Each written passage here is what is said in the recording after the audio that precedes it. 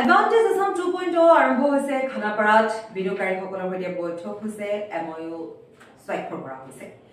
আজি ৰিলায়েন্সৰ অধ্যক্ষ মুকেশ আম্বানীয়ে নিজৰ ভাষণ প্ৰসংগত কয় যে প্ৰধানমন্ত্ৰী নৰেন্দ্ৰ মোদীয়ে অসমক 4টা এডভান্টেজ দিছে এই 4টা এডভান্টেজ কি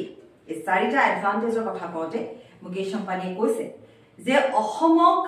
উন্নয়নৰ মেপত সংযুক্ত কৰিছে প্ৰধানমন্ত্ৰী নৰেন্দ্ৰ মোদীয়ে 1 নম্বৰ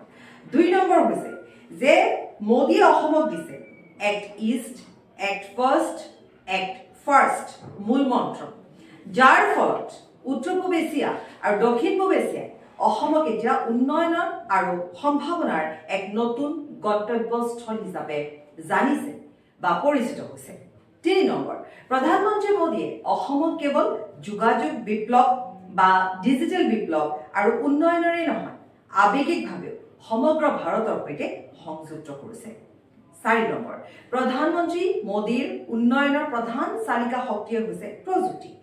অসম ইমান দিনলৈ চাহ শিল্পৰ স্বৰ্গ বুলি সকলোৱে জানিছিল পৰিচিত আছিল কিন্তু অনাগত দিনত অসম পৰিচিত হ'ব প্ৰযুক্তিৰ স্বৰ্গ ৰাজ্য হিচাপে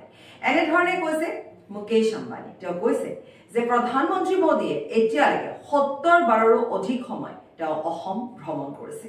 হয় প্ৰধানমন্ত্ৰী গৰাকীয়ে প্ৰত্যেকবাৰে কয় অসমক অৰ্থাৎ উত্তৰ পূবক তেওঁ অষ্টলক্ষ্মী হিচাপে লগতে আজিৰ দিনটো প্ৰধানমন্ত্ৰী গৰাকীয়ে এটা গুৰুত্বপূৰ্ণ কথা কৈছে তেওঁ কৈছে অনাগত দিনত অসমক জানিব অৰ্থাৎ বৰ্ণমালা পঢ়িব লাগিব এনেধৰণে এ ফৰ আসাম গতিকে এনেধৰণে চলি আছে এডভান্টেজ আসাম 2.0